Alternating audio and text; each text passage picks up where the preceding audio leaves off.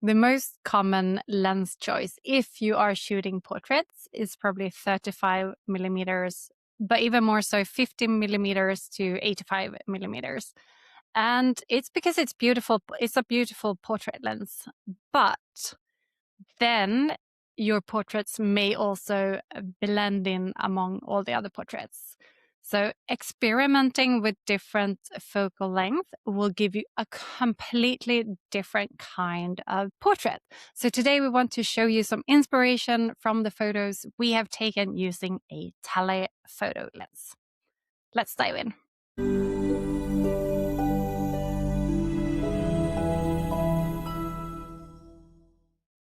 Okay, so this one was taken when I was actually gonna take a photo of the moon. So my plan was to take this beautiful picture of the moon and my model in front of the moon, which I have done a few times before, and I just love it. And when you take a picture like that, when you want the moon to look really big behind your model, you need to have a focal length around like 800,000 millimeters, something like that. So I got to borrow a lens from OM System of 150 to 600 millimeters, which equals 300 to 1200 millimeters. And I think I will show you the original. This is the original photo. It's so boring and so ugly. And as you can see, the moon looks fantastic. Cloudy. Yeah, the moon is so amazing. It was so cloudy.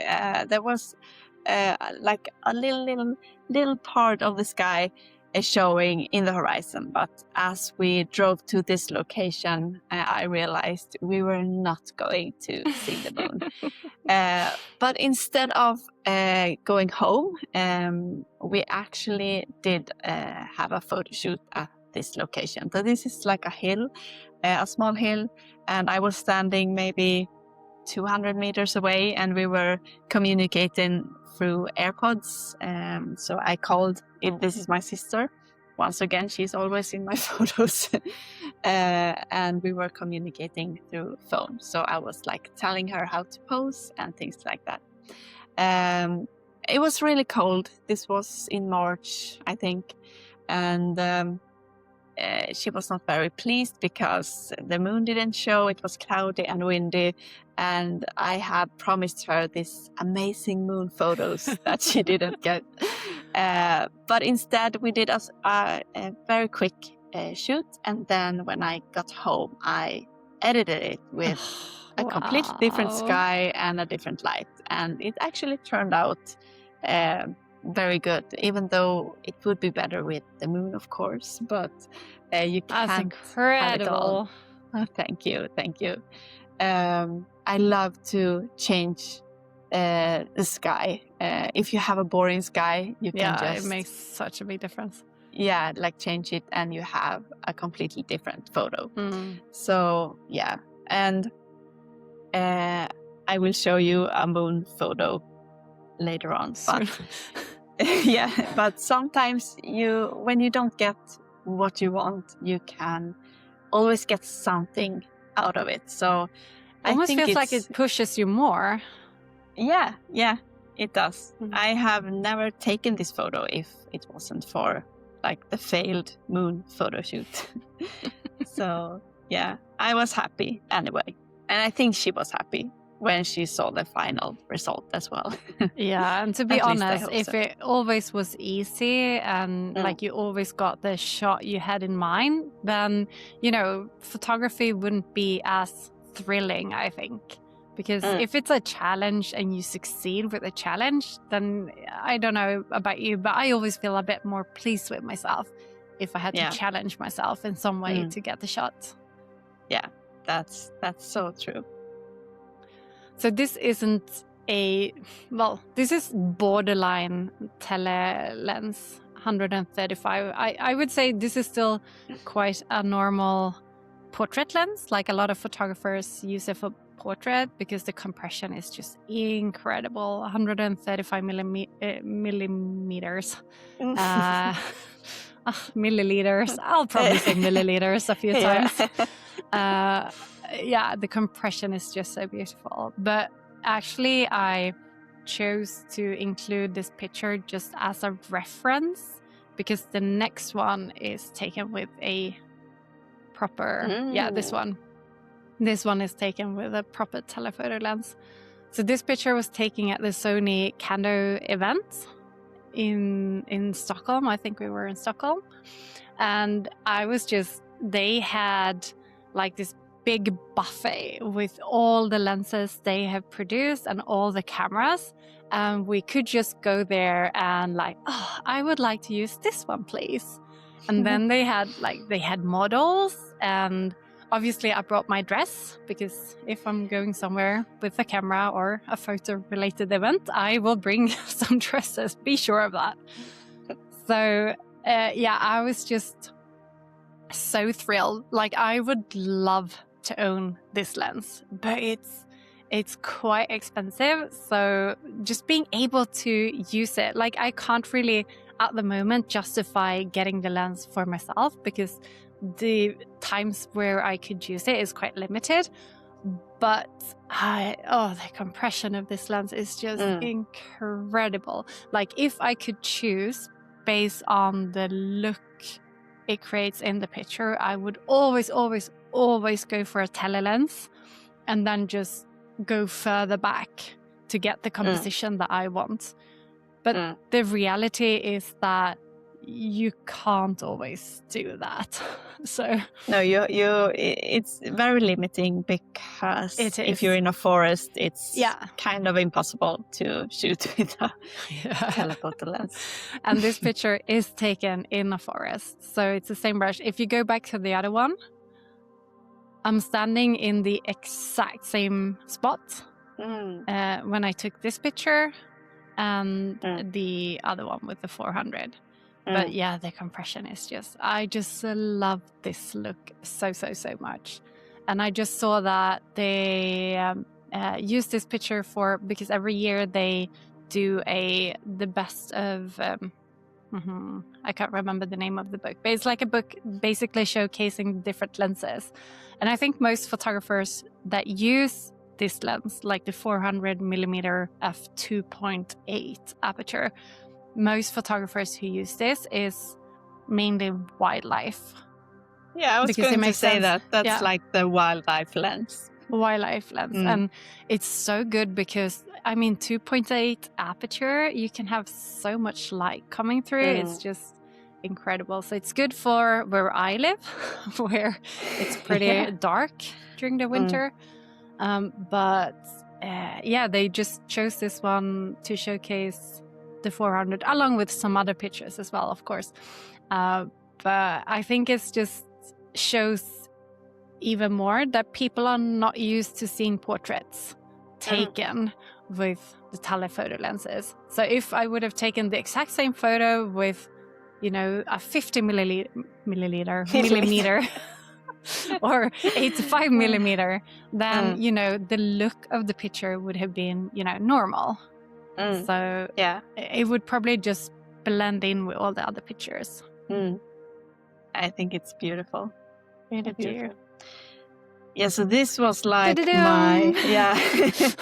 this was how I wanted it to look when I shot the other photo. But this was a completely different day, completely different year even, when I actually managed to get the shot that I wanted.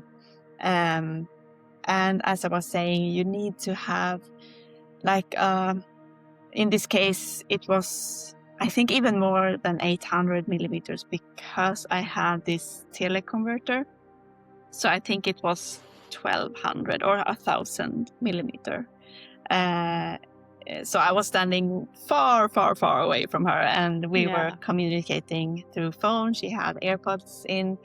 And I even think I have a short video of how it looked like when she was standing in front of the moon. The moon moves so fast, and it's so hard to capture the model in the middle. So this is one of few shots where she is actually in the middle of the moon, and either I had to move the camera or she had to move a little all the time, every second. It feels like so.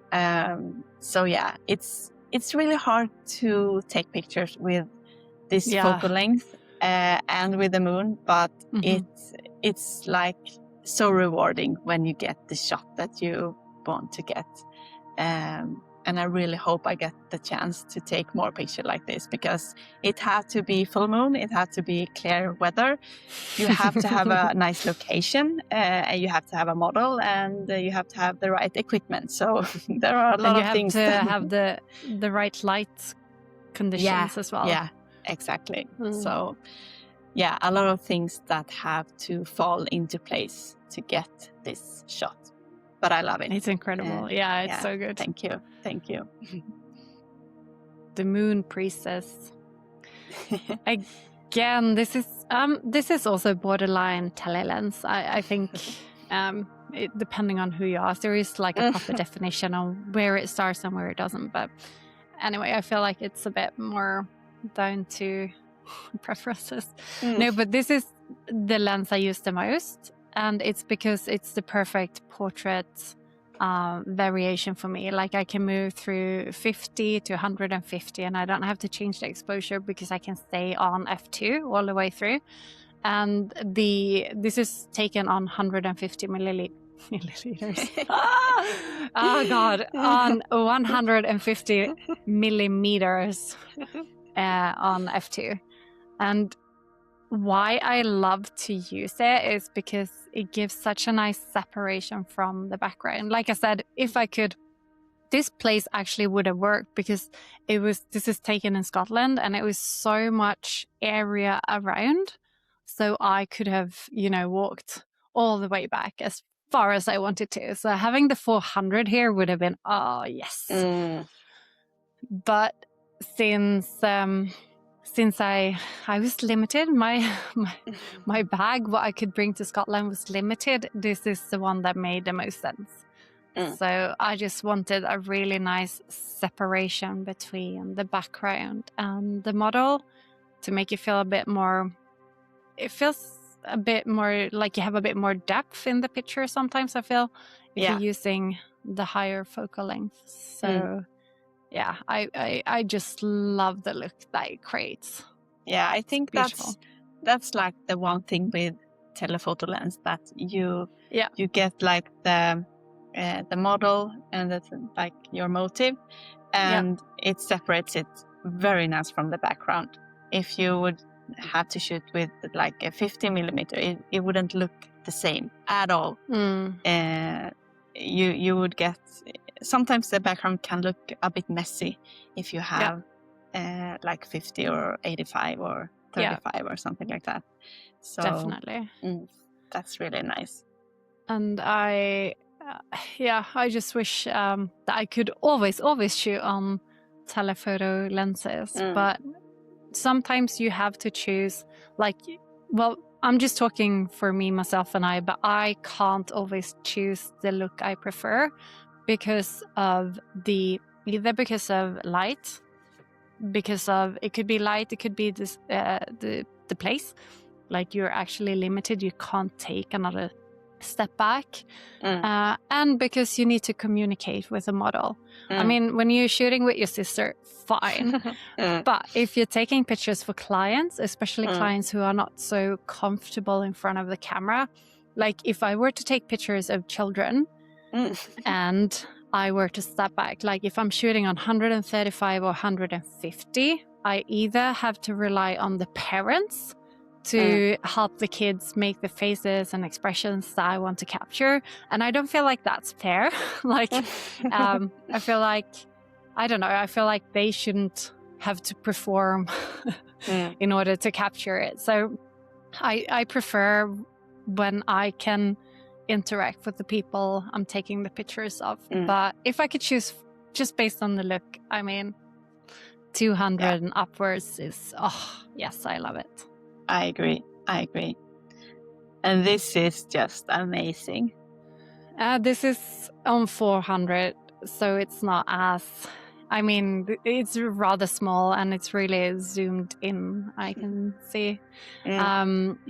So this is 400. So it's really tiny in comparison to the 1200 millimeters. Definitely. But I was using the teleconverter, like the 2 times teleconverter, the Sony teleconverter. So it just, instead of shooting at 200, I was shooting at 400, which makes such a big difference for the moon. But still, it's tiny. For me, this is big, but it's tiny in comparison to your pictures. Yeah, so that's the thing. The longer focal length and the further away you're standing from the model, the bigger the moon will look. So, but I love this shot so much, and I love like her hair it's such a nice flow in the wind. It's just so beautiful. This day was so cold. It was I cannot for my life understand how. So this is Vanessa and Wendy, or Wendy and Vanessa from the left to the right. And I cannot understand how they could, get in a dress, because I was standing, I had full winter clothes on. I had like several layers, and then I had my thermal pants, and I had like the snow boots, and I had my jacket, and I had a coat, and I had so many layers, and I was so cold. I could barely like push the button on the camera to take the picture. And obviously like to keep, because the moon was rising, and to keep the moon like in the perfect position, it was like I had to constantly move. And they were just standing there looking so incredible and beautiful. And, it looks like they're just being, like the moon is just charging them with beautiful powers. And I love this shot so much. And I think when you are like the model in the picture or taking self-portraits, sometimes you just like get in this zone where you don't really feel the cold anymore. You're just like in this zone and just doing what you have to do to get the shot. And then when you're done, you're like, oh my God, I'm so cold. But this was usually, but this was not one of those days, because they I think maximum 1 minute we had to take the shot. Like that's it. And then then Vanessa left, and then I took a few more of Wendy, but it was it was like probably 40 seconds or something. It was just but incredible. It was so cool. Incredible. So how to summarize this? I think I prefer the look of the telelens like so much more than the normal or wider angle lenses. But sometimes you have to choose, because based on where you're shooting and who you are shooting. But to experiment with longer lenses, I would say definitely will change your way of shooting, change the look of your pictures, and could potentially also make them stand out a bit more, because we're so used to seeing like all these 50 and 85 and even like 135 is a fairly common portrait lens. So, if you have the opportunity. Exactly. Play around. It's just so much fun to see how different the photos will look with another lens. So thank you so much for watching, and we hope to see you next time. Bye. Bye.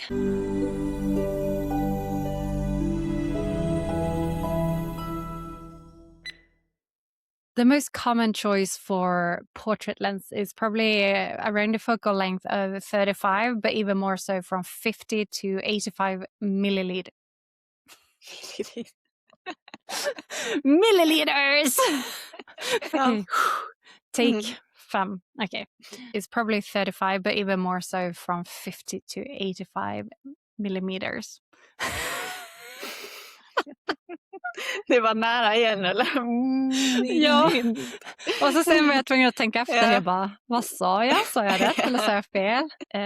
The most common is probably around 35 millimeters, but even more so 50 millimeters to 85 millimeters. Jag tror jag sa 35 milliliters.